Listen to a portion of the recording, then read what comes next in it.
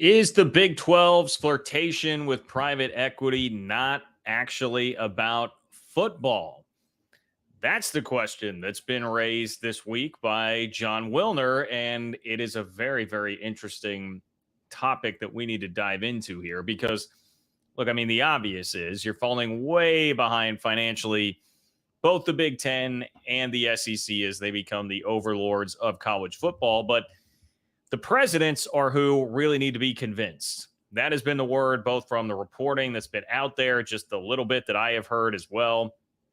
Big 12 presidents are not as on board with private equity as athletic directors are right now. But if they're going to get on board, it sounds like Jon Wilner has uncovered what will likely be the key to making that happen. And that is actually long-term enrollment issues at the universities. This is a good talking point that does not get discussed enough. I think whether or not you agree with Jon Wilner's entire premise, which is that this would really be about combating future enrollment issues based on demographics and the dynamics of the country right now and what is happening with a shift in not as many kids going to college. Whether you agree with the entire premise or not, it is clearly a factor in what is going to happen to college sports moving forward.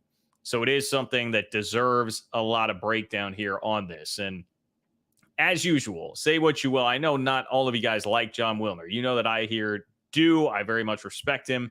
It is interesting, and it's a great angle on this story, regardless of how you really feel about it. So we will dive deep into that here on the show today. If you want to read the entire article for the San Jose Mercury News, the Pac-12 hotline, it is linked in the description of the video, so you can check that out as well.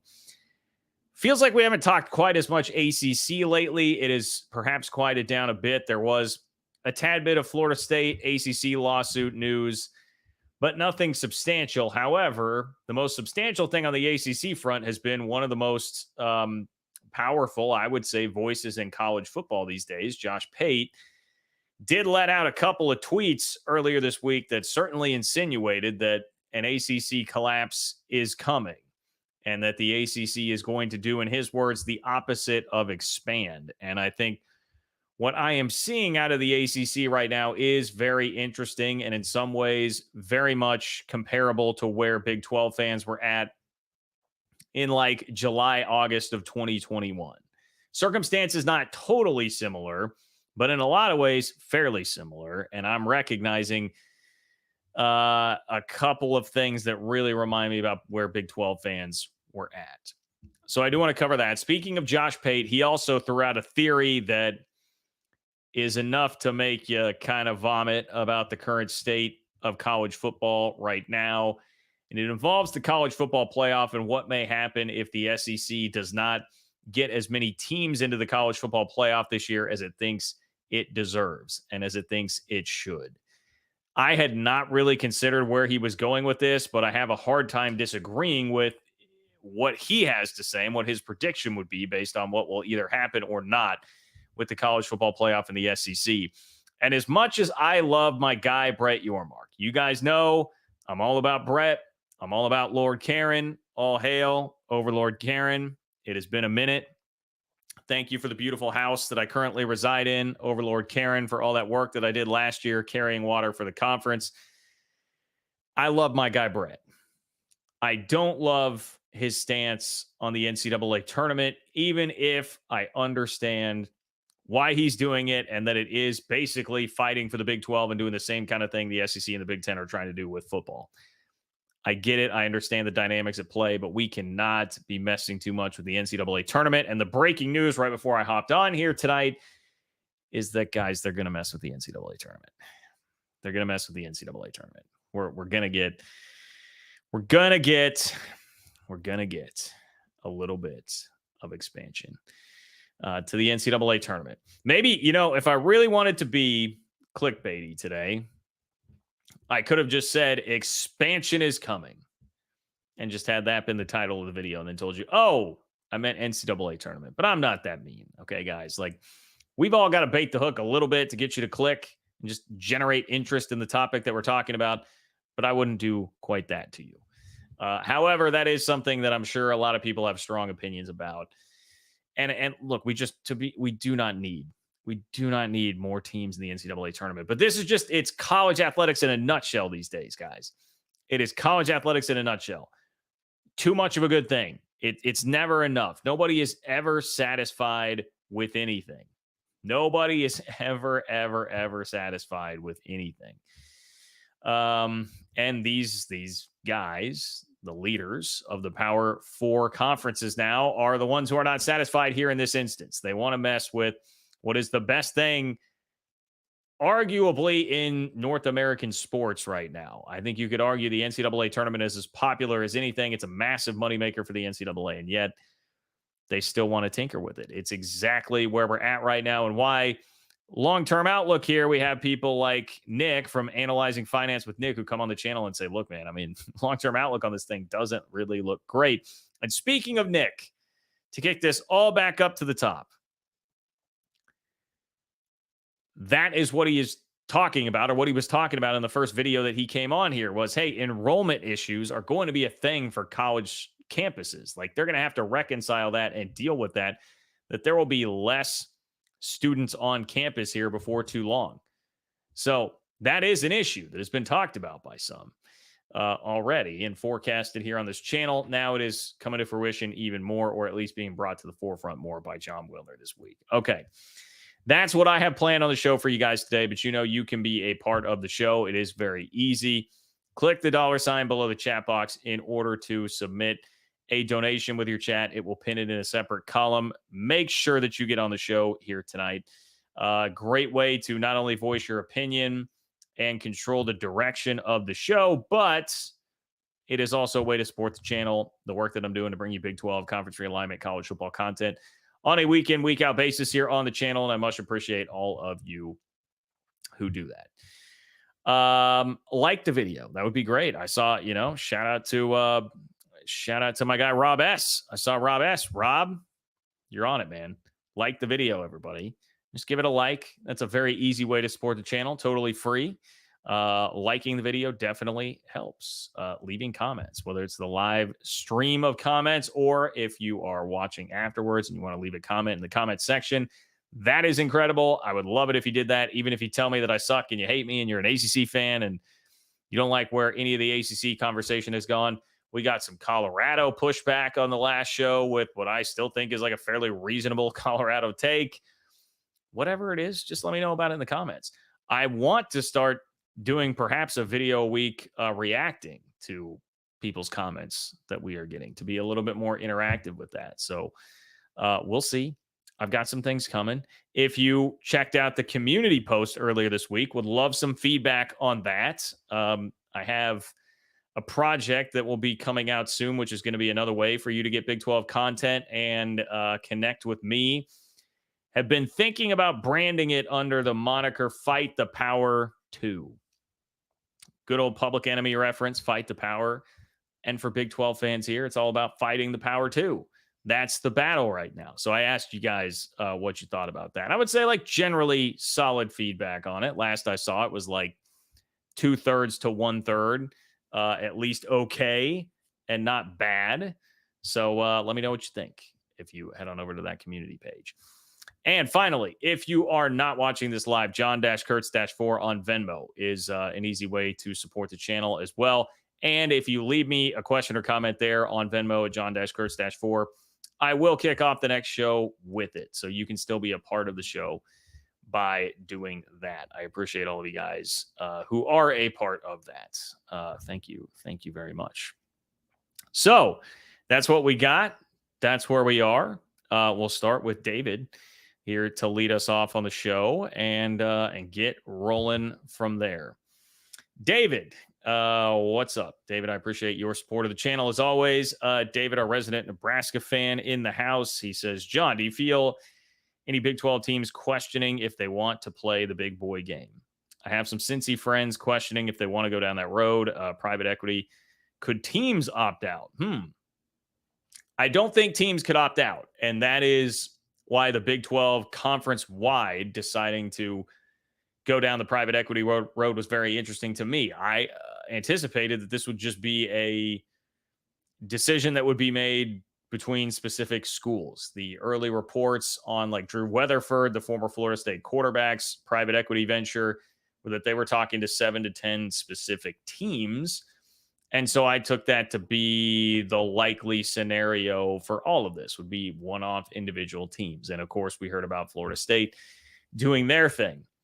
I didn't think it would be conference as a whole. Now, that gives you an opportunity to potentially be generating more, I would think. And it's going to take everybody in or everybody out. The only way out, I think, would be for Cincinnati to then decide to leave the conference and try and figure out some way to do that. I can definitely understand how it would be a little jarring for like a Cincinnati, a Houston, who just made the jump up here to the Big 12. And now you're saying, well, we've got to adjust to this. And now we've got to adjust to going down the private equity road to try and stay legitimately right there in lockstep with the Big 10 and the SEC, man. That feels like a lot. You guys are asking a lot out of us. We are really jumping up fast. Like this is all, it's the Ron Burgundy quote from Anchorman. Like, boy, that escalated quickly. I get how if you are one of those fan bases, you could absolutely be sitting here thinking that right now. But that's your choice, man. I think I would just tell Cincinnati, like, hey, you guys signed on to step up to the big leagues, and the big leagues are drastically changing. And if you want to be a part of the big leagues, this is what it entails now, like it or not. So I think they've got to just they've got to suck it up and do it. I don't think there's any way teams could opt out because like the 20% that would be sold in the conference, it's going to be media rights, media revenue, future media revenue that they would be taking a piece from for sure, among other things, which we don't totally know what those other things are going to be.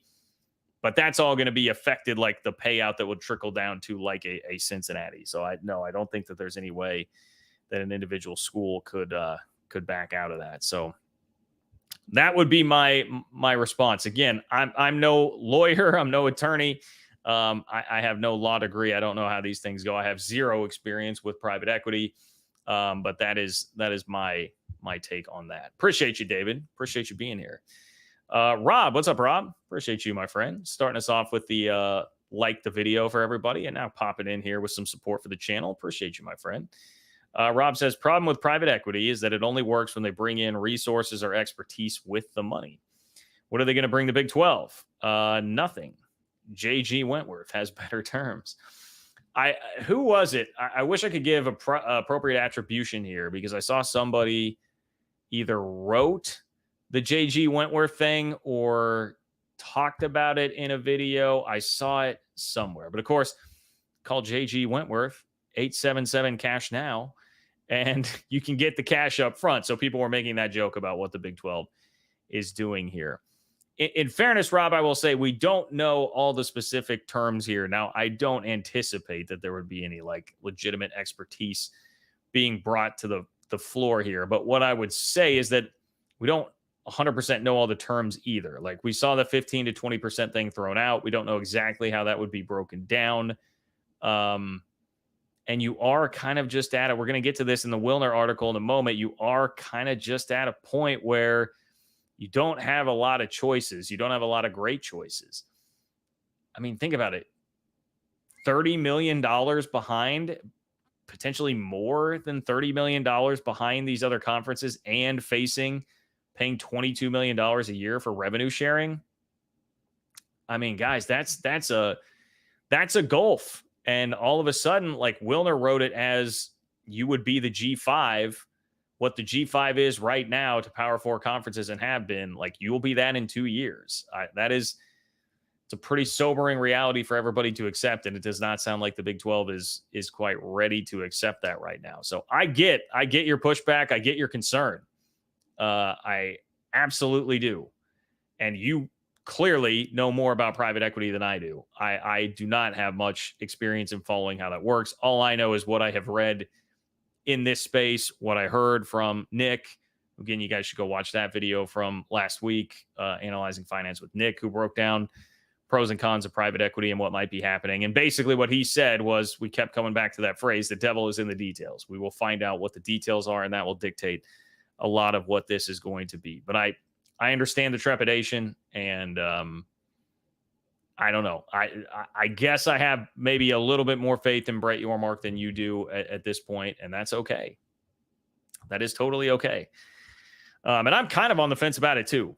I am kind of on the fence about it too. And Rob, I'm going to transition right into our web here because he brings up a good point, and I almost did on this too. But Rob, sincerely, thank you for your support of the channel, man. I really appreciate you always being here and always rocking with me here on the channel. Our web, John, look at the La Liga CBC relationship as a Big 12 template. Oh, not all La Liga teams participate in the deal. Okay. Okay. La Liga CBC. I thought you were just going to bring up La Liga as an example here because they are a very high profile league that does have an agreement with CBC. Spanish League is 3 years into a partnership with La Liga, La Liga is 3 years into a partnership with Luxembourg private equity giant CVC Capital Partners. It guarantees the clubs $1.9 billion and gives CVC 8.25% of the Spanish League's audio-visual rights for the next 50 years.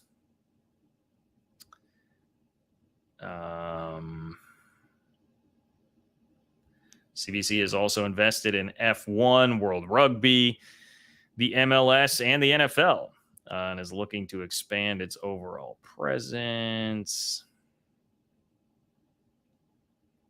70% of the funds are earmarked for club growth, mostly focused on infrastructure and digitalization projects. Only 15% can be used to pay off debt, another 15% toward player registration. Real Madrid, FC Barcelona, and Atletico Bilbao sued La Liga over the legality of the deal, but the case was dismissed by a Spanish court. It was deemed to be completely legal. So it does sound like, yeah, some of the clubs here were not really thrilled about that. I know this isn't the greatest live content here as I try to scan this for you. There's a lot of talk here about how some of the clubs have benefited from the funds. Clubs using it to internationalize. Yeah, well, I will definitely trust you on that, R-Web. I will definitely trust you on that. You are a guy that does your research on literally everything here, and I did tell Nick I was going to read more into that, and haven't done it yet. So it is a good reminder to read a little bit more into that. That just seems complicated though. Like how, if you're Cincinnati, how do you? We're using Cincinnati as the example here because that's who David brought up. But if you are one of the Big 12 schools that does not want to opt into this, you just still get your full cut. I mean, then we're talking about, I guess, less overall money being invested from CVC. It was a range that was given by Dennis Dodd in that article, in fairness, 800 million to $1 billion. So then maybe it's closer to the 800 million end of it if they're just having to invest less because they're getting one less team there. Nothing against Cincinnati. I wouldn't think Cincinnati would make a huge impact toward the actual investment there for CVC. So anyway, we'll have to do more research on that, R-Web. Appreciate you, man. Appreciate you a lot.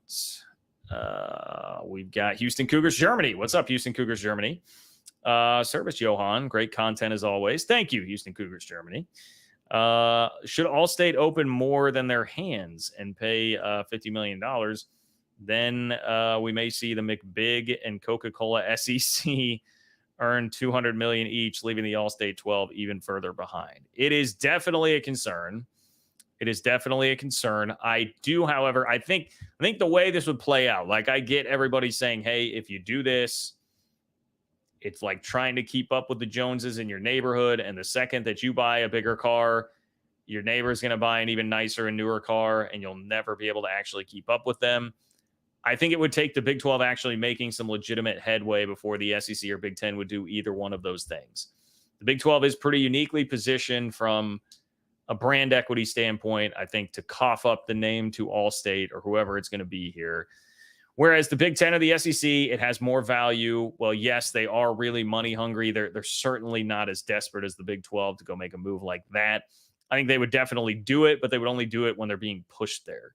The Big 12 is being pushed there right now. The SEC and the Big 10 are not being pushed there. And the same is true for obviously private equity. They're just not in a position. Like right now, they hold all the cards, they hold all the power. They can look at this and say, all right, Big 12, you can take on the risk of both whatever your brand equity is and whatever this private equity thing is. You can take that risk now, and we'll see how it goes. And if in 2-3 years the Big 12 is making legitimate headway, you're legitimately starting to compete with them, you have closed the gap, that is when you would see this happen. So I don't think that it's going to be right now. I think it would take some time, and it would be more of like a cat and mouse game. So is it a game that you're ever going to win? No, it is absolutely not.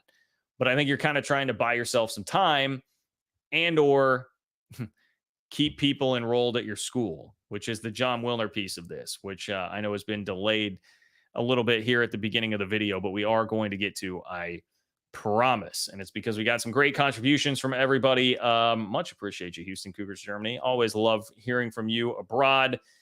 I got to get to Germany sometime. But valid concerns, Houston Cougars, Germany. And can I just say that the McBig is amazing. That is great. The Coca-Cola SEC, like, yeah, whatever. I could take or leave that. The McBig, and you're just, the B1G, that's phenomenal. Can we get the Big Ten logo, like maybe instead of the G in the Big Ten logo, can it just be a Big Mac?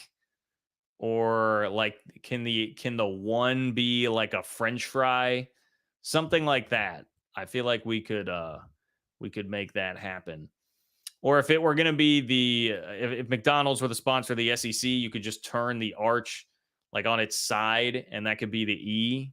There are a lot of possibilities here with McDonald's. I think McDonald's would definitely need to get involved. But appreciate you, Houston Cougars, Germany.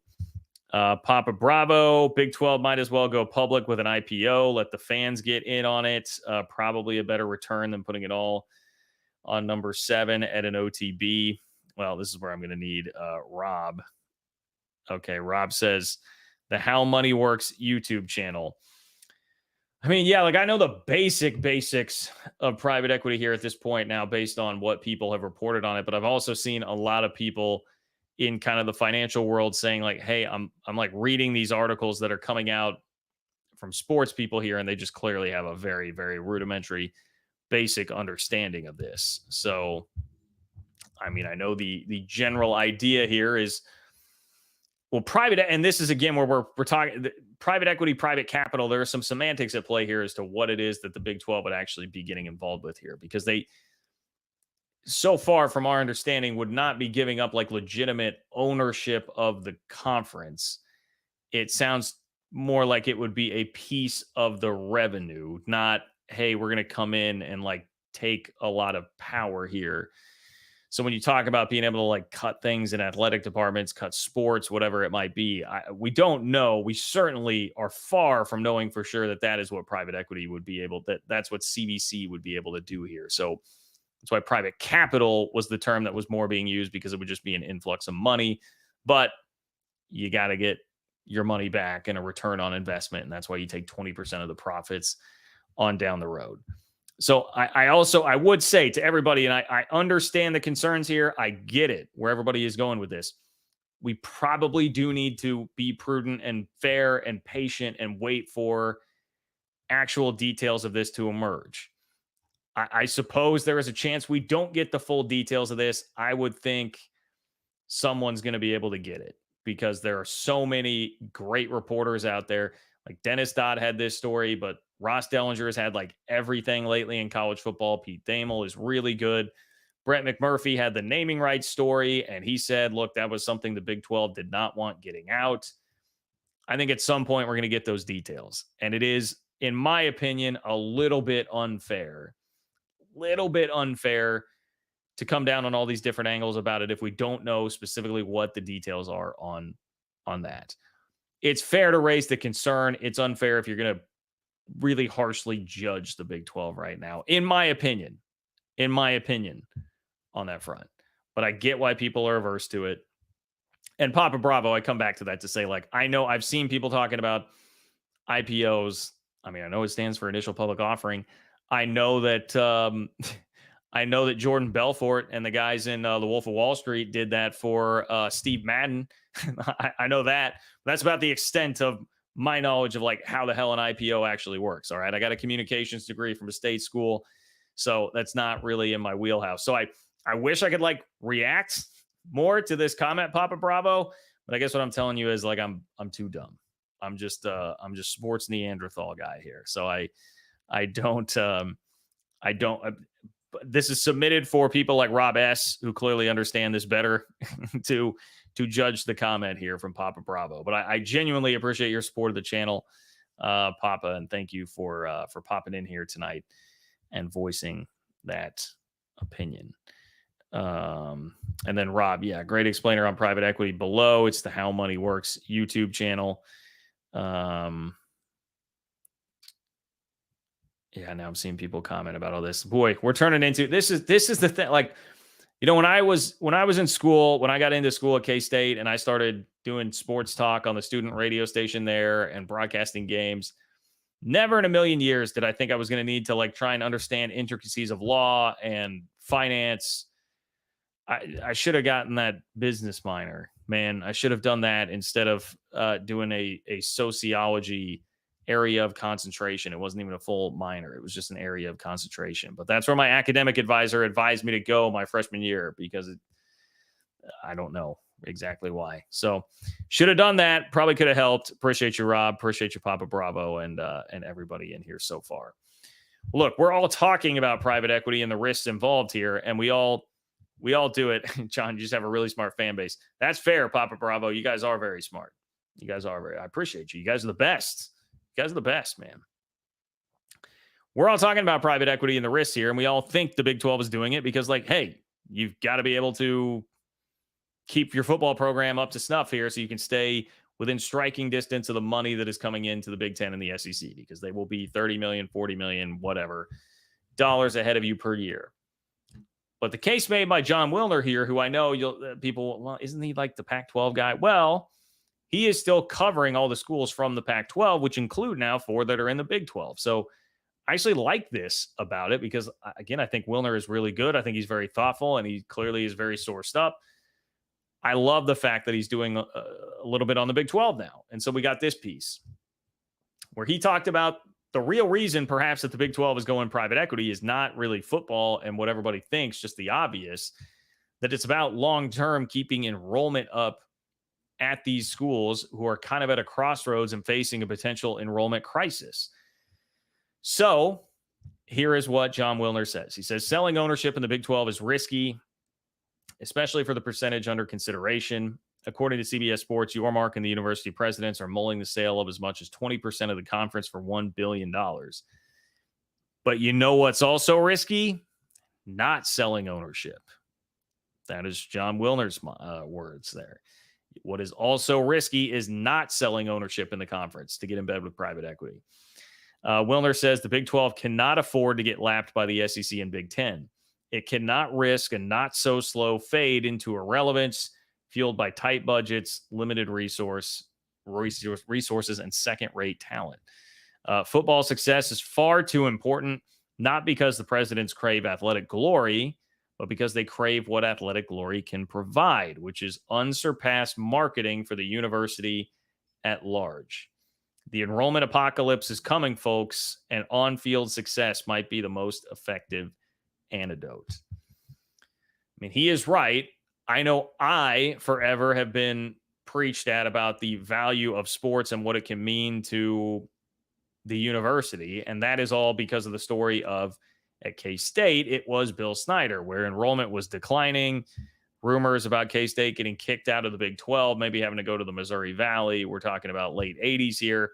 Bill Snyder came around, rejuvenated football, got it up and running, and it created a groundswell of much greater enrollment in the school and just investment from everybody. And that marketing was invaluable for the school in just being able to survive and thrive. And so, like, I have had that personal example to see just what an impact it can have. And, you know, there are stories out every year about the teams that win the national championship, what that does to their enrollment numbers. It is always going to lead to better enrollment numbers and pumping things up. The other thing I would say about this is, again, keep in mind, all the reporting so far has indicated the presidents are who really need convincing. If they're not fully on board with this, they are a tougher sell than the athletic directors who are staring down the barrel of their budgets right now going like, dude, I don't know. Where am I getting $22 million? And I've got coaches here that are really coveted. Big 12 coaches are coveted all the time. We spent the entire coaching carousel this football season and really basketball season talking about Big 12 coaches being courted. They've got a lot of high-profile coaches that people want, and they're sitting here looking like, dude, if I can't pay their players and get this $22 million, I'm not keeping it. We have to take this money. University presidents are going to be slower to come around on that. They will be, understandably, a tougher sell, but this is what can really cut to the core of them. Here's a quote from one of Jon Wilner's sources who says, this is macro higher education stuff driving some of these decisions by presidents. It's pretty understandable through that lens. And then Wilner says, the macro picture for higher education is daunting, with the pool of college applicants expected to shrink starting in 2025 due to a decline in birth rates nationally. So, he talks a lot about the birth rate piece of this here. I even just had the thought, like, how much are the dynamics of what people do for a living changing? College is not quite, it doesn't have quite the same grip on like, hey, if you want to live the type of life that you should live, you have to go to college. That's not really quite as much the case anymore. And some of it too is just the ballooning costs of college. And people are looking around saying like, I can go develop skills somewhere else where I don't really need to pay to be in $50,000 of debt coming out of college, because I can go specialize in something and avoid that. I can go to community college, whatever it might be. There are many other options. Look, we're sitting here talking. I'm a creator on the internet. Like, how many more people are doing that and finding actual legitimate audiences there when you have skills, when you have niches? Living in kind of a different world, and colleges are going to have to adapt. And I don't think it's totally done, but it is a real question right now, I think, facing colleges. And so throw that even on top of what we're about to talk about here from Jon Wilner, where he says the Great Recession is the source of that decline in college enrollment. According to the CDC, fertility rates fell more rapidly from 2007 through 2009 than for any 2-year period in more than 30 years. Add 18 years to the front edge of that decline, and you get the freshman class of 2025-26. As a result, the consensus view is that America will hit a peak of around 3.5 million high school graduates sometime near 2025. After that, the college-going population is expected to shrink across the next 5 to 10 years by as many as 15 percentage points. That is substantial. In the next 5 to 10 years, we'll have 15% less college students. That's a lot. And so when you have less there, obviously you would expect less to be enrolled at your school, but also competition increases, right? Supply and demand. There are less college students out there to potentially come to your school. You better have the best marketing strategy. You better be cool. You better have reasons that these kids will want to come there, or else you're going to start to really lose out here. So Wilner says connecting the dots from the Great Recession to the Big 12's private equity play isn't difficult. It's simple supply and demand. Colleges will compete for a shrinking pool of applicants, especially out-of-state students who pay full-cost tuition. Visibility will be essential in the quest for applicants and the lowering of acceptances. Here's another quote from a source. If a university gives $20 million to subsidize athletics, people are aghast. But what if you don't give that $20 million to athletics and instead you put it directly to university marketing? To generate the same experience, the same affinity, the same excitement to get a 17-year-old to apply, that $20 million doesn't go very far in marketing.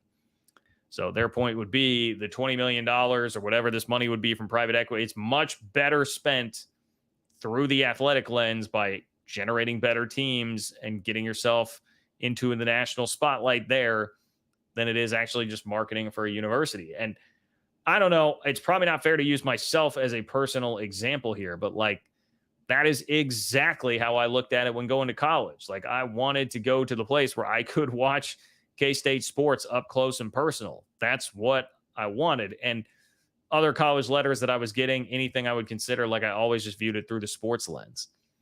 It was just like, well, what sports do they actually have? I remember getting letters from like weird colleges I'd never heard of, like Puget Sound. And I was like, well, what do they have for sports? Like, I mean, that was my first question. Now, clearly, I mean, I was a guy that was very much ingratiated in sports, and that was my whole life. So I'm maybe different than the average college student, but I don't like college kids. The advantage to going to college is that, I mean, yeah, it's like the education and all that, I guess. But at this point, when there are more options to go get the skills somewhere, you want the fun environment, the fun atmosphere. And the fun thing around college is the sports. It's the tailgating. It's all that comes with it. Like, you need that. And that is an important piece here. So I will just back up what Jon Wilner says here, in that he makes a very good point about the challenges that are going to be facing these schools. Is that in reality the main driving force behind this? I might differ with him slightly on that. And I know he's basing this somewhat on sources that he is talking to. I'm not talking to any sources. I do have scheduled tomorrow, and hopefully this happens, but I have scheduled tomorrow an interview that should give me a lot of insight on this. So hopefully I will have more to say. I mean, you'll get it on the channel, at least some clips from it coming up very shortly, assuming that it happens. But Jon Wilner is certainly more well-sourced in who he is talking to on this. But my perception would be like, I mean, I still think, because the ADs are on board now, that this is more athletics driven and just saying like, hey, we've got a lot of people who really care about this, and we need to keep this going. I'm an athletic director. I can't be losing these coaches. Like, I can't be firing people in the athletic department. We need this money now, so I don't have to be doing those things. I feel like it's a little bit more immediate with that. But if you do want to extrapolate it all out and say, hey, the presidents are who you're going to have to convince, and what is the underlying purpose of athletics anyway to a university? It's to be the front door and to keep enrollment high and keep that money flowing in. Then yes, it's hard to argue at all that this is definitely one of the big driving forces. And if you want to take it to its logical conclusion, its in game, then this is certainly a big part of what is going on here. He did close. I said this earlier to you guys. With the resource gap morphing into a gulf, Big 12 and ACC football programs are in jeopardy of becoming marginalized, of becoming to the Big 10 and the SEC what the Group of Five schools are to them. So that's it. If you don't do it, you're going to be a Group of Five school. I mean, that really, really is the reality right now.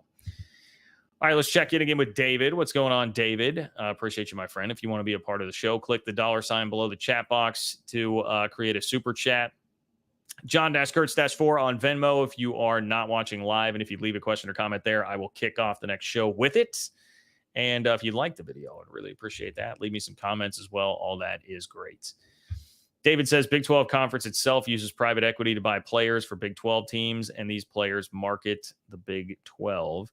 $8 million per team per year for 8 players. Get some 5-star studs for each team. Okay, so this is a proposal, David, is what this is. Big 12 uses private equity to buy players for Big 12 teams, and these players market the Big 12. $8 million per team per year for 8 players. Get some 5-star studs for each team. Yeah, I want to make, if I'm off on what you're saying here, David, let me know. I will try to check the comments here. I don't know if, some of this is, I mean, there are so many variables. Like, how high are the dollar figures going to go for players? Football players are not going for quite the money that individual basketball players are. I think some of that is like basketball. One player can make so much more of a difference than one football player. But, look, I'm a K-State fan. I've seen the headlines. I know everyone's talking about $2 million for Coleman Hawkins.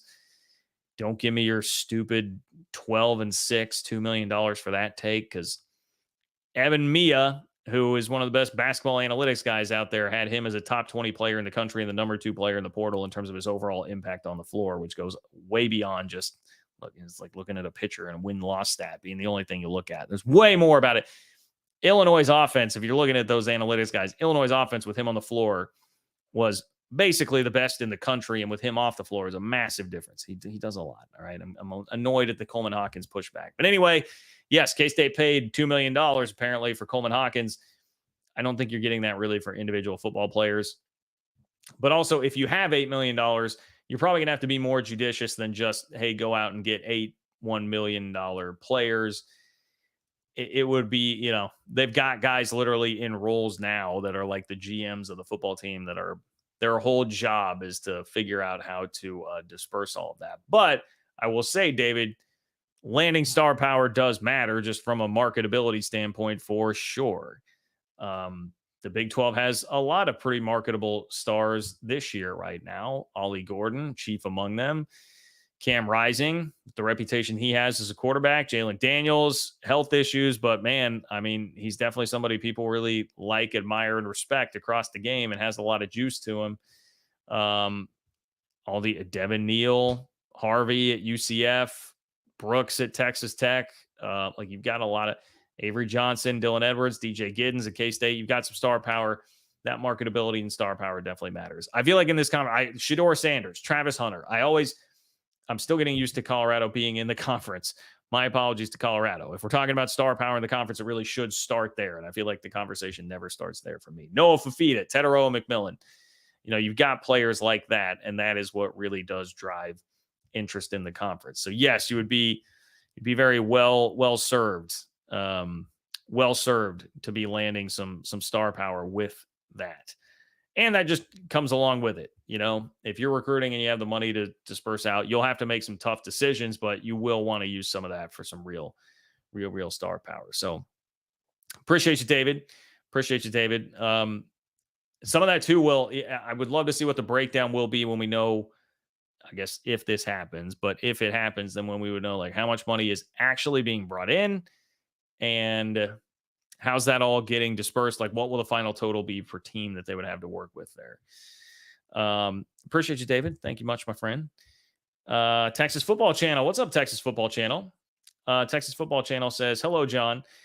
In the end, the struggle is no longer about sports and sportsmanship. It's about money and who has the wherewithal to buy a trophy. What is more valuable, a wooden dollar or a golden penny, and who chooses? Look, Texas Football Channel, it's hard to argue with you too much here about just things being outright bought. I know there is a crowd that would tell you, there's always been money thrown around in sports. And yes, I do believe that there always was some amount of money being thrown around, not, whether you're SMU or whoever, schools in the SEC that people want to talk about. There was some, but it was never like to this extent. I mean, this is definitely on another level from what it was. And right now is just a completely wild time with the way NIL is. I understand how it's off-putting, even if I sit here and I would tell you, like, they do definitely deserve a big cut of this revenue, all the money that they've been generating. But I understand how it's off-putting. I do get that. I am just such a big fan of this. I'm so addicted to it that I've had to long ago abandon things making sense, things being fair, things being for the good of the sport. None of that matters. I mean, one of the things just the way the show's gone today, we're not going to be able to really fully get to it, but we're talking about now a breaking news story from today that, I mean, NCAA tournament expansion is more or less happening. There have been a bunch of different examples presented with either adding 4 or 8 teams. In no way do we need that, but it's going to happen. It's not for the greater good of the tournament. It's not for the greater good of really anybody except the people that are going to get paid off of this. I suppose TV, although they don't even know, according to this story from Ross Dellinger, whether or not they're going to get more TV money out of it because Turner is not obligated to kick in more money.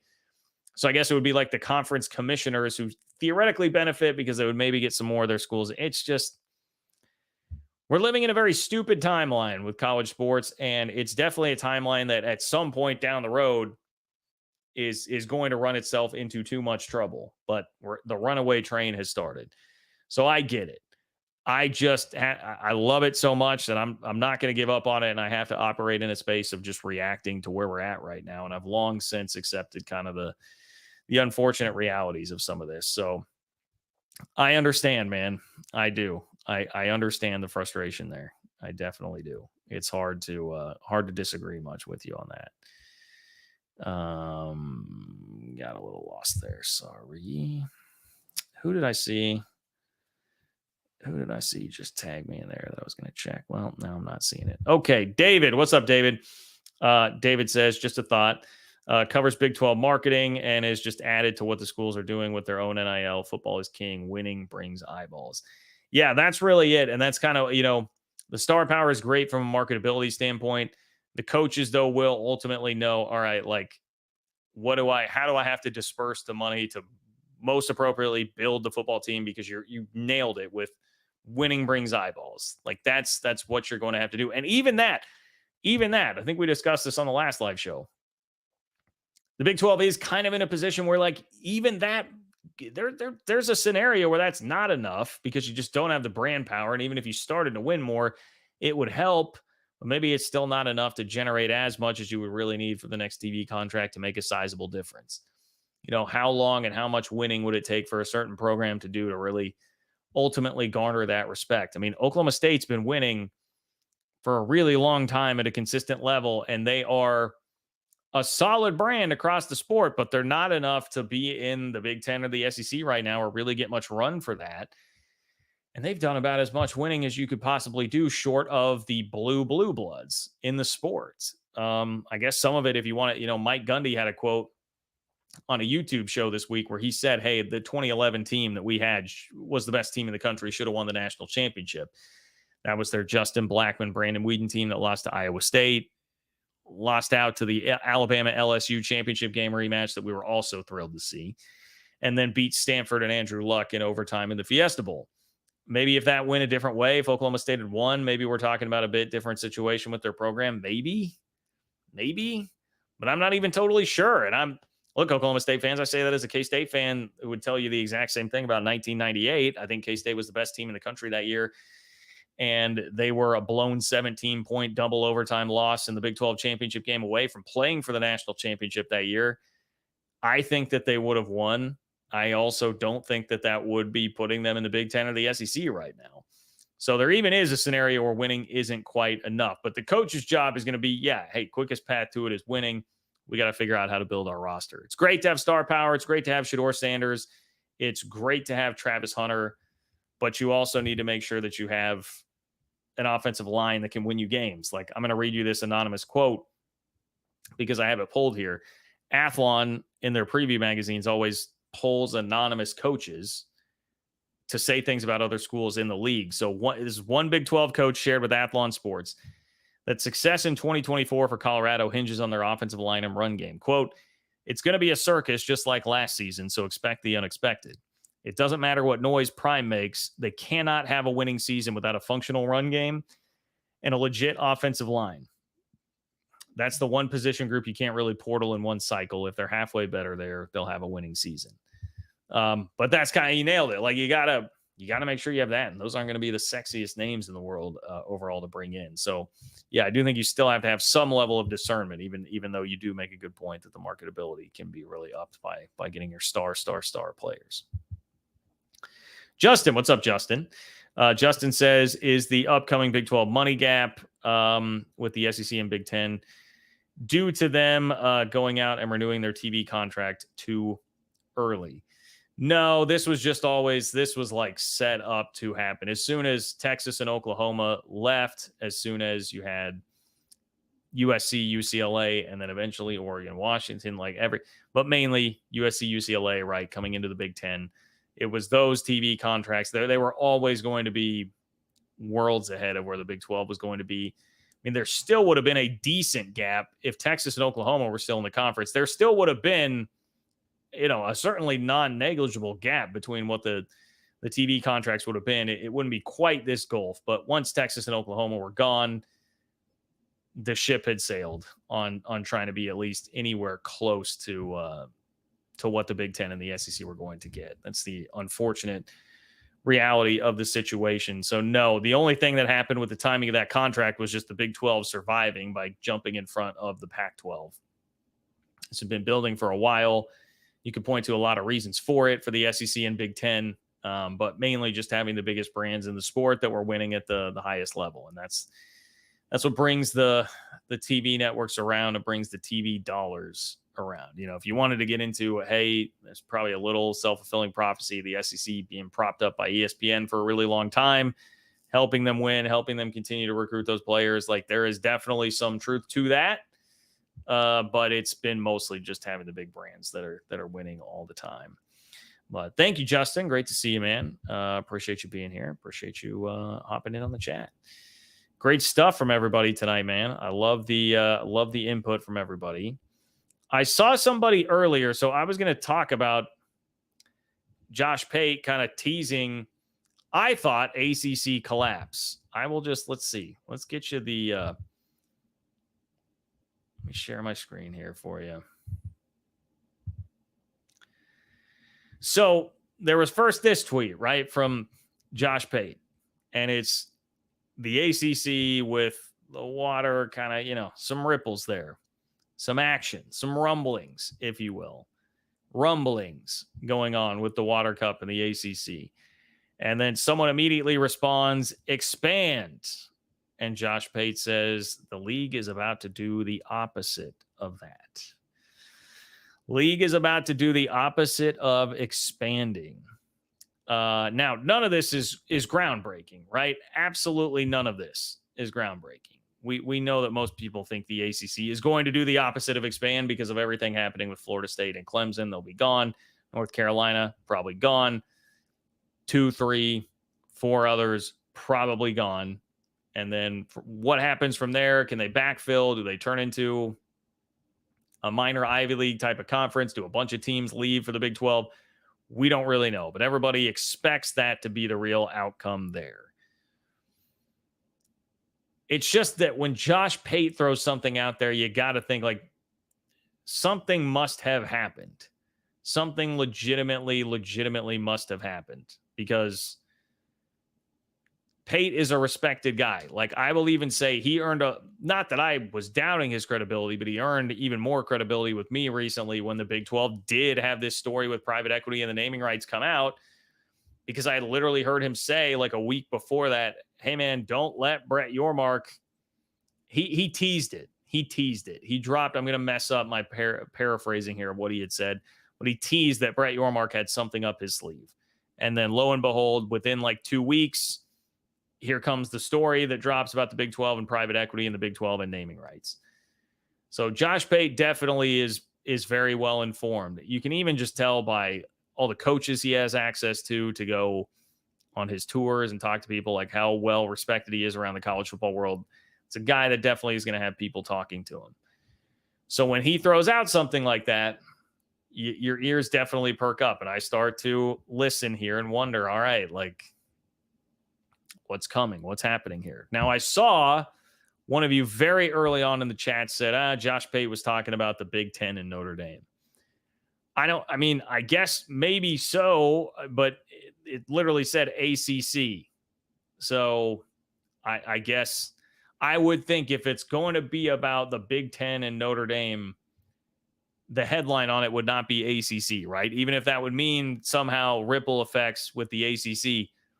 The headline there is going to be, hey, the biggest prize in conference realignment may be moving somewhere. So I'm going to take him at face value here that would be about the ACC. It doesn't seem like anyone's really been able to figure out what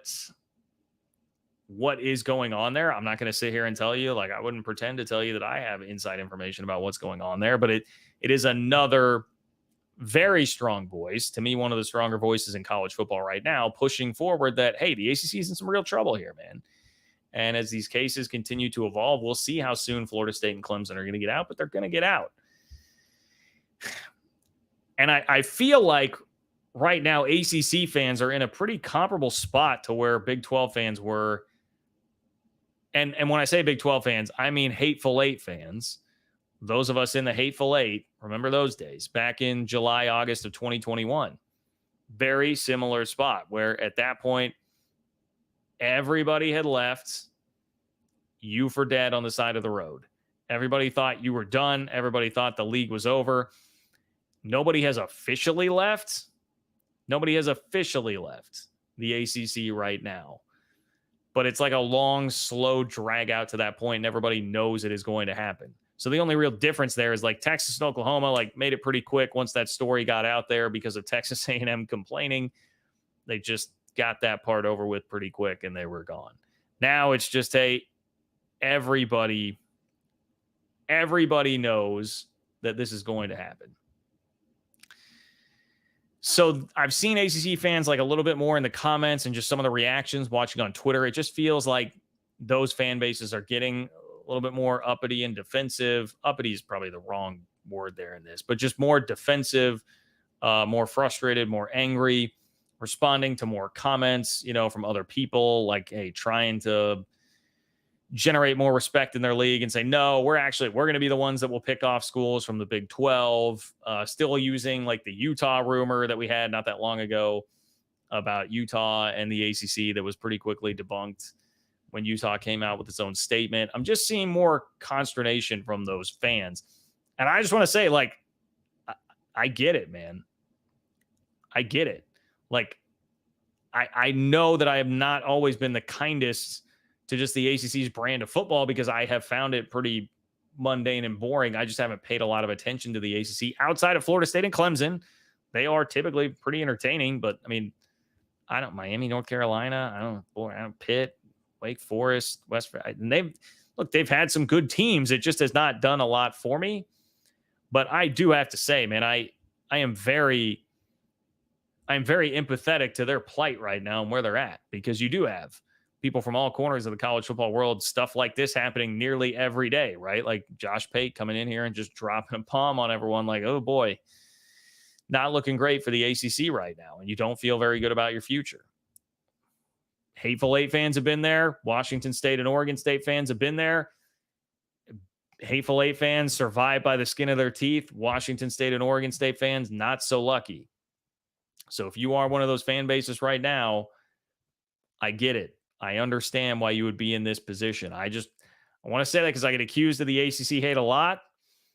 I'm really just here to give you my opinion on everything, and I have not been someone that's watched a ton of ACC football because to me the product has been a little milquetoast. And people in ACC country would say the same thing about Big 12 football. I'm sure they would come right back at me with that, and it's why when Texas and Oklahoma initially left, Stuart Mandel was saying, well, the Big 12 TV product is going to be worth like $8 million per school per year with these teams that are left, right? I mean, a lot of people held the same opinion about the Big 12.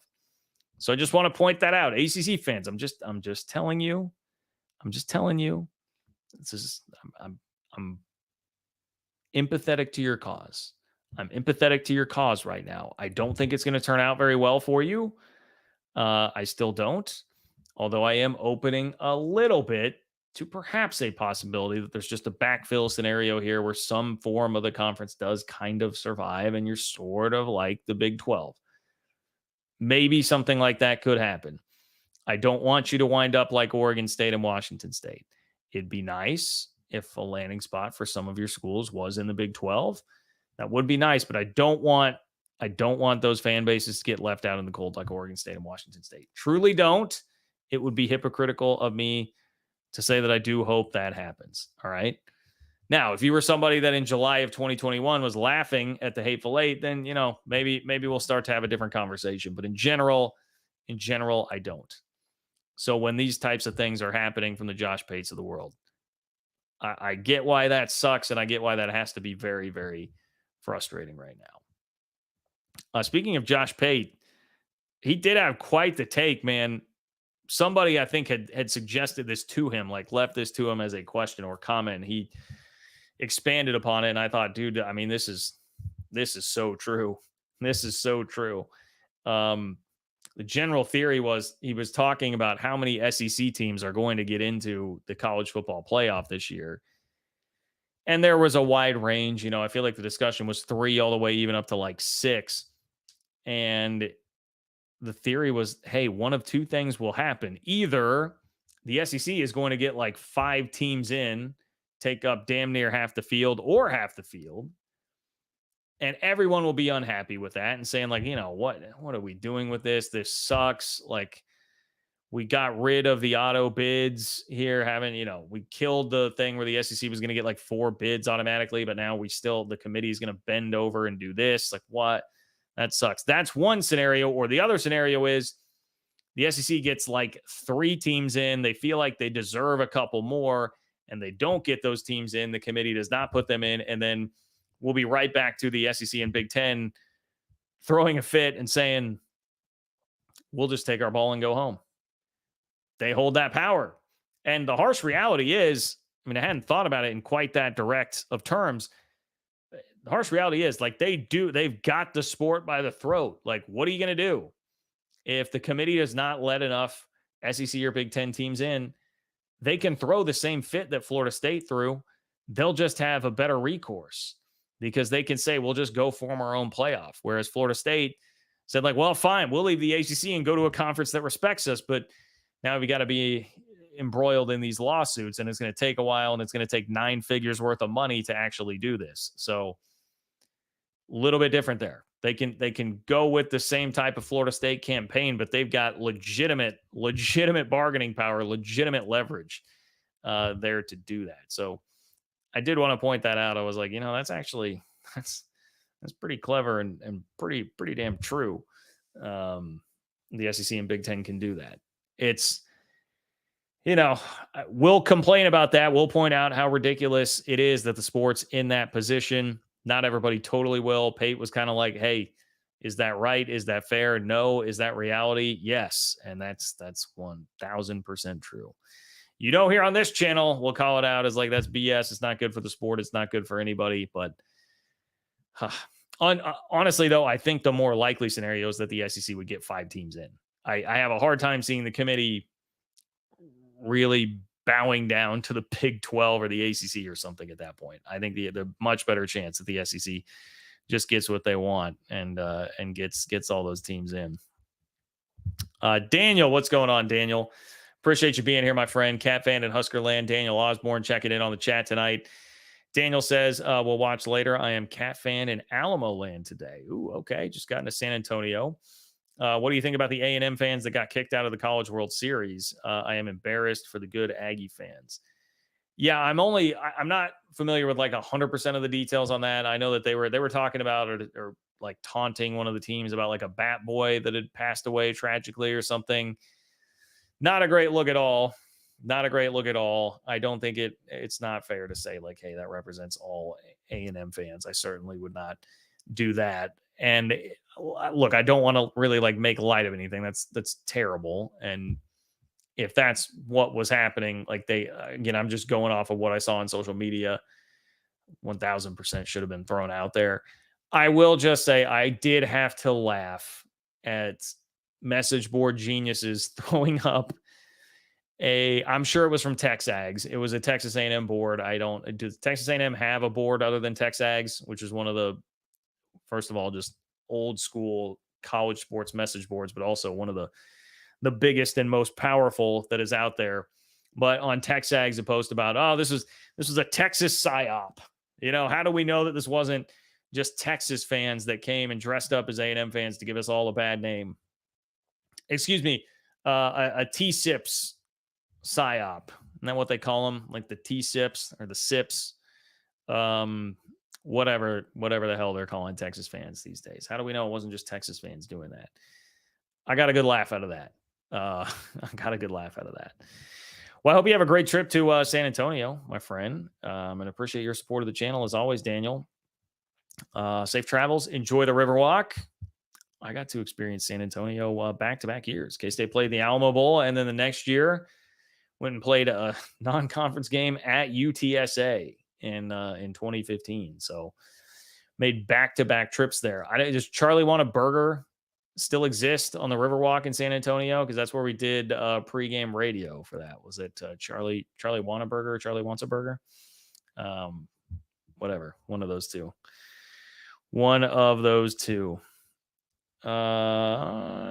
Okay. Justin getting in with the buzzer beater here. What's up, Justin? Oh God, I might have to address a wet blanket comment here in just a second. Justin says, your thoughts are exactly why I think like 80% of the FBS are closer to G5 than they are to the Blue Bloods, like Ohio State, Michigan, Bama, etc. It's going to suck to see some 8-4 team in the playoff. Look, unfortunately, I mean, I hate to say it, man, but there is, I will say we are headed toward that. That may not be completely true right now, but we are headed toward that. If the Big 12 were not to go private equity, we would definitely be there. Within 2 years, we would be there. closer to G5 than the Blue Bloods. And, you know, honestly, Justin, I say that, and then I think, God, maybe I am a little bit of a Big 12 homer there, because if we're talking about the Blue Bloods, look, we saw what happened when TCU played Georgia in the national championship game. Now, I would also quickly counter that and say, but they did beat Michigan in the college football playoff, and that was a Michigan team that won the national championship the next year. Michigan was very good. That was a Michigan team that had beaten Ohio State. Like, that's nothing. That's no slouch of a win, right? They did do that. And Georgia was definitely just on another level that year. If Ohio State had beaten Georgia, I don't think Ohio State smacks. I don't think they had quite the high level talent to smack around TCU the way that they did in that championship game. I think the narrative could have been helped quite a bit had that happened, but regardless, we got Ryan Day being an idiot and that kick being terrible. So it is what it is. But yeah, this is, Justin, what you're saying is like, dude, it will be totally clear, undoubtedly clear, if the Big 12 doesn't go private equity. And I mean, I assume Jim Phillips isn't pulling that out of nowhere, and the ACC is not going to either, and they'll have a bunch of teams there, then we will very much be living in that reality. And it does suck, Justin. It very much sucks. It very much sucks. I appreciate you, Justin. Thank you for your support of the channel tonight, my friend. Really great to have you here. Great contributions. I just wet blanket. You're killing me with this, man. Just when I'm really warming up to Josh Pate. Josh Pate said Iowa wins the Big 12 if they were in the Big 12. Actually, I feel like maybe I did hear that. Dude. Iowa fans, I am so sick of that, because I've seen that going around on Twitter. Now, generally, it's kind of directed, I feel like, at Iowa State fans, which, I don't know, friend of my enemy, or enemy of my enemy is my friend. I don't know how all the wires exactly work on that, but Iowa, just because you can beat up on the Big Ten West and lose by 40 in the Big Ten championship game, in the most boring game ever, to Michigan or Ohio State every single year, does not mean that you would be winning the Big 12. Does not mean that at all. So I would say get that all the way the hell out of here. All the way the hell out of here. Do not agree with that at all. Iowa, get out of here. You got no offense. You got no offense. That would not fly in the Big 12. It would not. Great defense, no offense. You know who else has spent a lot of time having a great defense, not quite as much with the offense? Iowa State has been like that off and on. Now, they've had some years with the great offense, obviously, a couple of years back-to-back there. Even one of those, though, they went 7-6. And they went 4-8 one of those years with a tremendous defense, no offense. You would not be winning the Big 12. Go away with that. And we'll end the show with that. That seems like an appropriate way to end the show. Thank you so much, guys. You were great tonight. Feel like everybody brought some great energy. Really good topics, really good energy on the show tonight. I appreciate all of you. Continue to spread the word about the channel. Vote in that community poll that I talked to you about. Like the video on your way out the door. Please do spread the word. Social media, friends, family, Twitter, Instagram, X, Threads, wherever you're at on social. Please continue to spread the word about the channel. Let's get this thing bigger and bigger. Love all of you guys who do that. John-Kurtz-4 on Venmo. If you want to leave me a question or comment there, you can do that. I will kick off the next show with it. Tell your friends. Enjoy the rest of your week. Enjoy the rest of your Wednesday night. Hope you guys have a great, great Thursday, and I will talk to you soon.